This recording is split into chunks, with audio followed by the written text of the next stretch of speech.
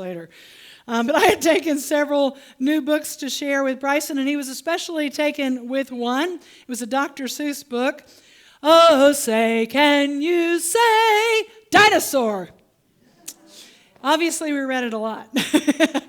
But it taught about the ways that we know about dinosaurs through the study of bones and fossils. It had facts about specific dinosaurs, and sometimes we read it 3 or 4 times in a row. But I realized that in that process, Bryson was actually committing that story to memory. And so I began reading a line, and then he'd finish it.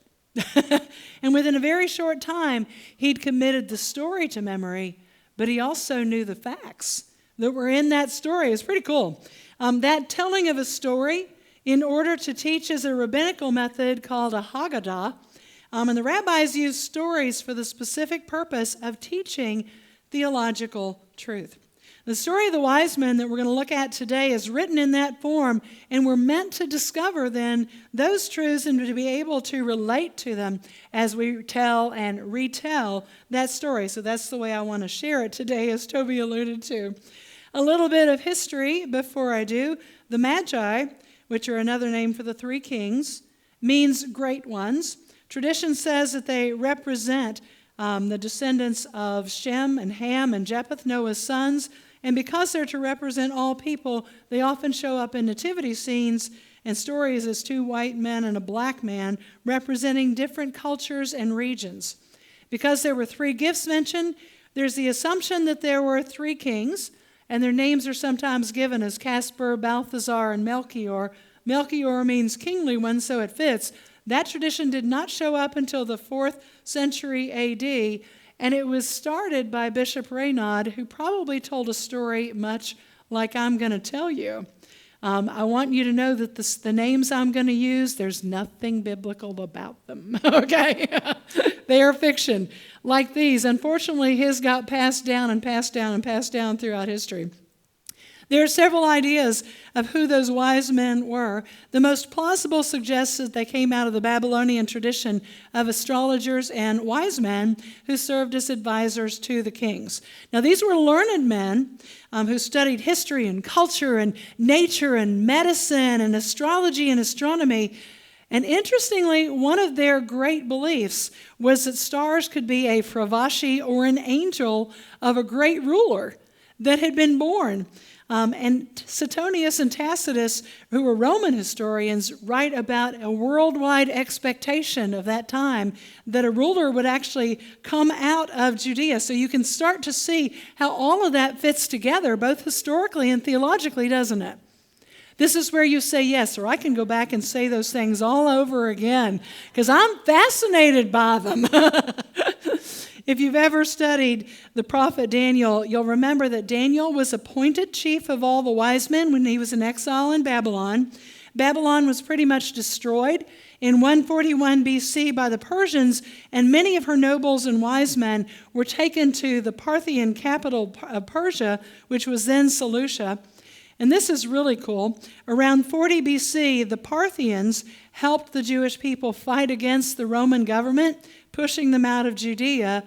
3 years later, they fought back, and it was at that time that Herod was placed in position as a puppet king for Rome. So that's how he ended up coming to power as a result of pushing these people out of Judea. So it's from that perspective that I've written this story for today. As I said, it is fiction, but I'm going to tell it through the eyes of the wife of one of the Magi. Her name is Mardul, and through those of her husband, Artabian, and the rest of the names are Persian as well. They're names that might have been used at that time in Persia. They are fiction.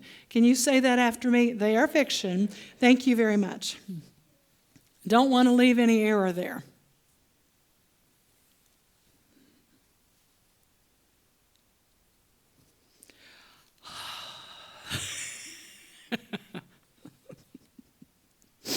I remember that night well. Mardul, I glanced up to find Artabian's handsome face silhouetted by the candlelight. Are you awake again so late? Sit down, Mardul. I would share with you what has kept me awake these past many nights. Have you completed the translation? I asked. Yes. several weeks ago. The Aramaic is similar to what is spoken here in Seleucia, but the Hebrew, I believe it's correct now.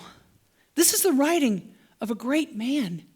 Daniel, which means God is judge, was his name. He appears to have been a holy man who did not care about the politics around him. Small wonder Artabian approved of him, I thought silently. Artabian continued, the writings say that at one time he was appointed as a ruler over Babylon, head over all of the Magi. They say that he had the spirit of the holy gods living in him, and it suggests that he was held in such high esteem that he cared only about his God, the God of his Jews, often defying imperial decrees when they conflicted with the worship of his God. I shuddered, remembering the stories that my mother had told me about the massacre of those very Jews who had been carried off to Seleucia after the fall of Babylon. Over 35 years had passed since then, and no one was left who could read the scrolls that they had left behind. Artabian's family had had a Jewish nursemaid who lived with them until the massacre, and Artabian was an excellent scholar even as a child.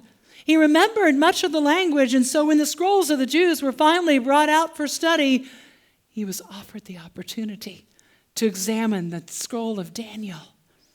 He'd labored over it for 3 full years, often lingering over it until late at night. I knew he had discussed it with the other Magi. The pursuit of wisdom, like the study of the stars, held a place in his heart that I could only begin to imagine. Marjola, it's not just this scroll that has kept me awake. I've discovered something in the stars that I just can't quite explain. It's a huge new star. It just appeared. It doesn't act like the other stars. I think it's an omen. And I believe somehow it's related to Daniel and to his people, the Jews. What do you mean? Nabu, another wise man, has been attempting to translate a scroll simply referred to as numbers. I believe that it was part of the Jewish law.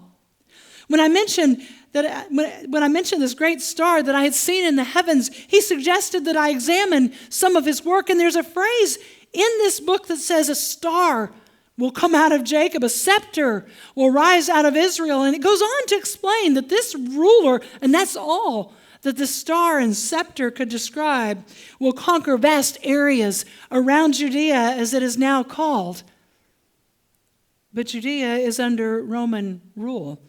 Yes, but it's on the furthest frontier of the Roman Empire, and it's never been at peace. You don't understand.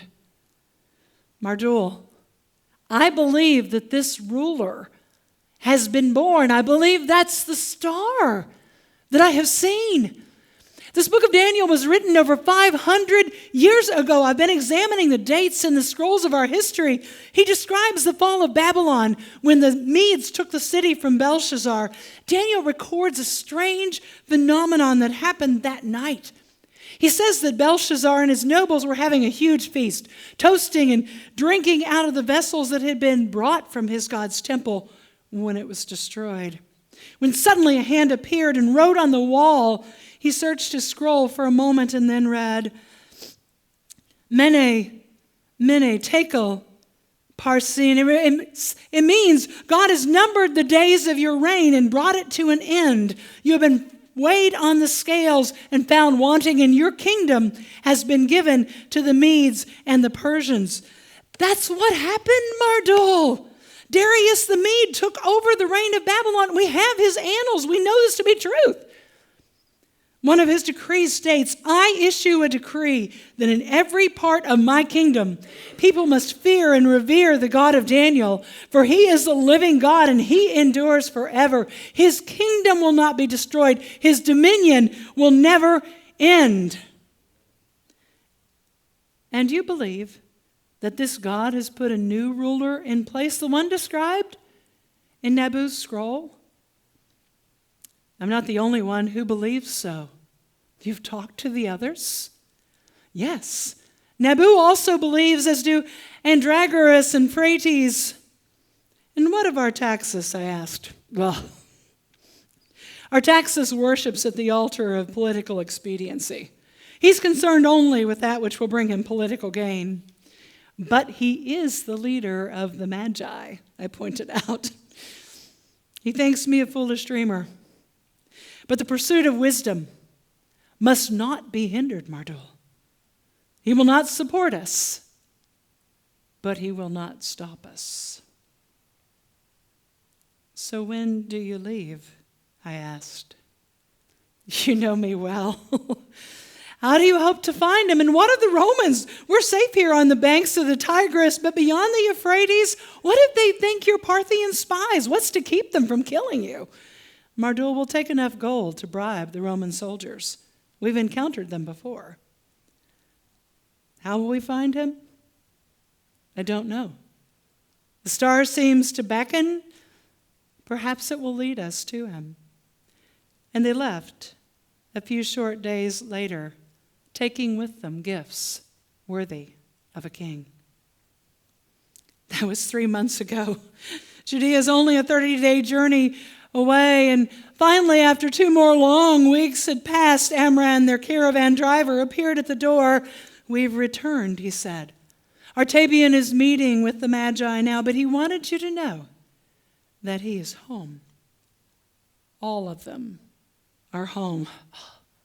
I can't tell you what a relief that was. 6 hours later, Artabian himself came through the door, obviously fatigued. He greeted me and then went immediately to rest, and he slept long after the sun had arisen the next morning. After he had eaten some breakfast, he called me to him. Did you find him? Was it what you expected? Slow down, Mardul. But his eyes were warm, and there was something different. They were peaceful. Let me start at the beginning. Our journey took nearly 40 days. Amram suggested that we rest in Damascus. I really think he wanted to visit the marketplace there. And the star did lead us to Nazareth, to Nain, to Jericho, where we bore west. But as we got closer to Jerusalem, that's the capital of Judea, it seemed to disappear. Jerusalem is a stunning city. Their King Herod has rebuilt the temple the Babylonians destroyed. That's the first thing you see as you enter the city. It's built of white stone, and it's covered with precious metals. It seems to shine. But the streets themselves were dark. Nothing that would announce a newborn king. And when we asked about him, people seemed to respond in fear. Finally, one of the temple guards pointed to Herod's palace, and we gained audience with him several days later. It's obvious he reigns by terror. His manner was polite, but his eyes glittered like those of a serpent. Even more so as we told him about the star. Every eye in his court watched him and us most uneasily, his finery unable to disguise his paranoid mind. When we told him about the prophecies that we had read, the star that we had seen, the ruler that we felt sure had been born, he immediately sent for the religious leaders. Herod demanded to know where this king of the Jews would be born. Every face turned stark white. And then they looked to the oldest man among them. Nathanael was his name.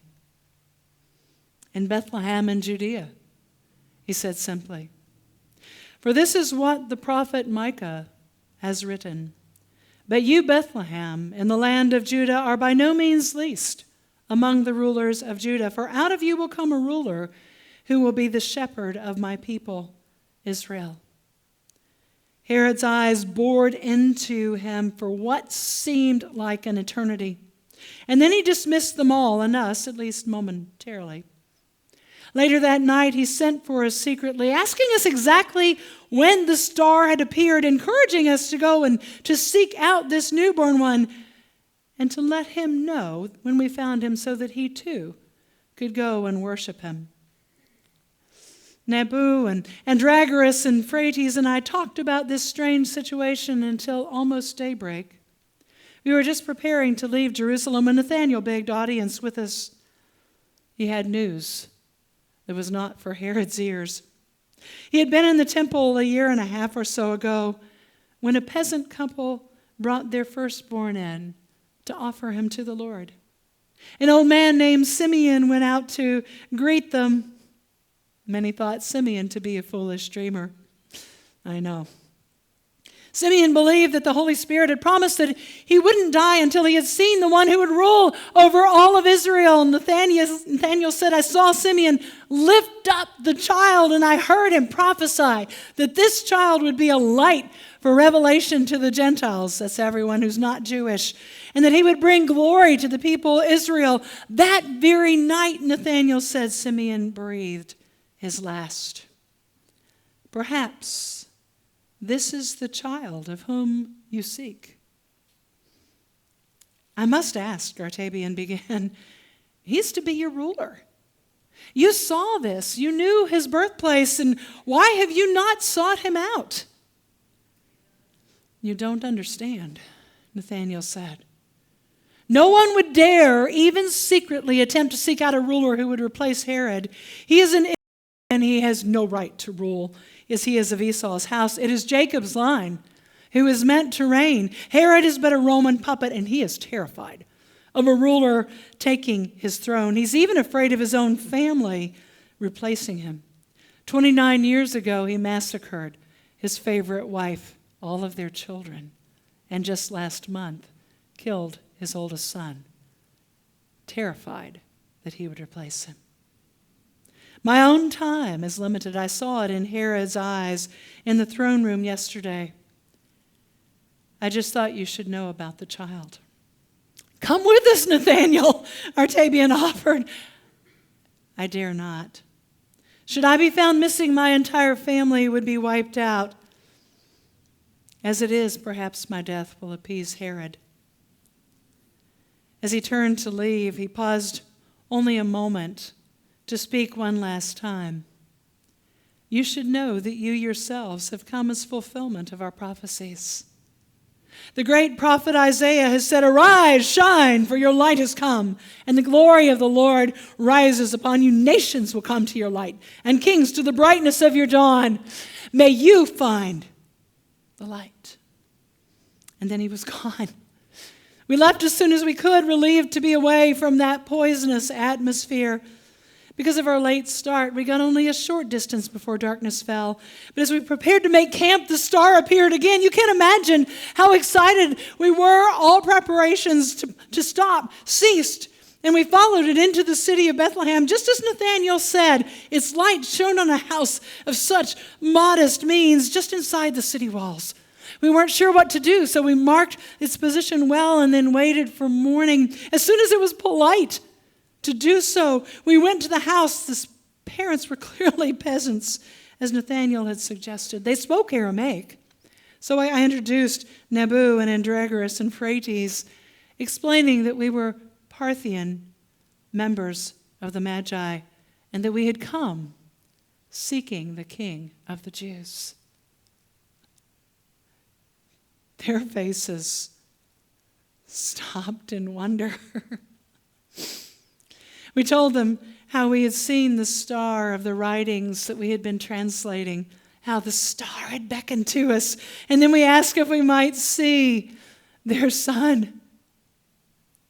The man, Joseph, nodded, and his mother Mary went to rouse the child. He toddled in, light seeming to stream from his countenance. He came right over to us, and we fell to our knees. It was the holiest of moments. Silently, we took out our treasures. Some we brought intending to give him. Others, nothing could be withheld from the presence of such a one. I even gave him the myrrh I had purchased in Damascus to embalm my parents upon their death. Gold, frankincense. We stayed there on our knees, just tears streaming down our faces, somehow knowing our lives would never be the same. Artabian.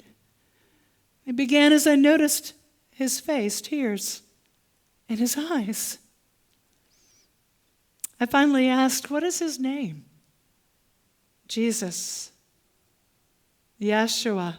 Jehovah is salvation, I translated. Jehovah is the name of their God. I didn't fully understand then, nor do I now. But somehow, the presence of the divine, that which had beckoned us, was in that room. I can't define what happened. None of us wanted to leave, but we couldn't stay on our knees there forever. Finally, we departed. There was an unspoken agreement that we would not go back by way of Jerusalem, so we headed west, further still, traveling up the seacoast until we could safely once again turn toward Damascus. As we traveled, we tried to sort out what happened. And have you? Yes and no. I tried to tell the other Magi of the child of our experience, our encounters, and of all of the strange, not coincidences, incidences that led us to him. Artaxis and a few of the others, well, they still label us foolish dreamers. Some of the rest, I think they wish they had gone.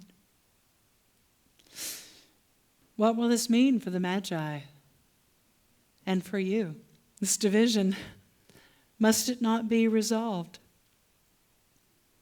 Artabian sat deep in thought for a few moments. I do not know. We've always valued wisdom, pursuing it. Is it more precious than jewels, no matter what the cost? But somehow, I believe that the source of all wisdom pursued me. You asked if I had sorted things out. These things I know. That strange star, that light, was an invitation to seek. It beckoned to us and to all who would see it to come. I believe, as Nathanael said, that the God of Israel himself directed our steps. Why? I cannot begin to know.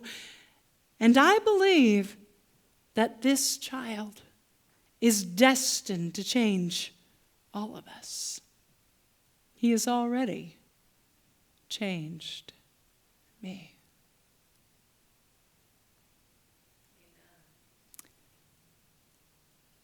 What can this story of the wise men teach us? What made the wise men wise was their constant pursuit of wisdom. They studied all things, history, nature, medicine, astronomy, all of which are useful to us in the world around us, aren't they? But we too were created with minds that were meant to explore and to continually learn. Ultimately, it is the pursuit of wisdom that led them to the source of all wisdom. Once they found that one, that's what changed them forever. They were led to that one by a sign that they could comprehend, something that they knew, a star.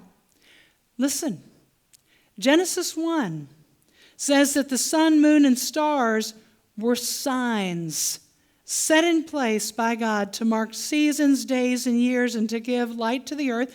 Those are their natural functions, aren't they? They draw our attention on a constant basis.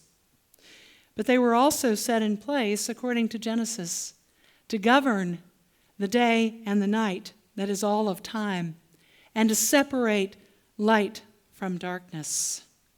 That star led them to the one who will govern all, and to the one who came as light to lead us to light, to separate us from the darkness. Does that make sense to you? Yeah. Lastly, the wise men had a choice to make. And that's the choice of the one to whom they would bow. Their stop in Jerusalem is as important as the rest of this story, because there they encountered a king with a fairly wide reach, one who represented the reigning government of most of the world. To ignore him and his expressed command would be foolish if they lived under his reign. But like us, they belong to a different kingdom. Psalm 2 reminds us that God laughs at everyone else who would pretend to take power. Every would-be thing that wants to reign over us or even in us, because he has set his king in place. And that brings us to the importance of this story to us. Because we can pursue all kinds of knowledge, all kinds of wisdom. We were given minds to do that. We can search for signs, and they're there for us to discover, like the stars and the sun and the moon and the skies. But all of those things are meant to lead us to one, to Jesus Christ. And to follow him is costly, because nothing can be withheld from him. To follow him will cause us to have to choose between obedience to him and to every lesser thing. And to follow him is the choice of true wisdom. So as we start this brand new year, I wonder if you have made that choice. Would you pray with me?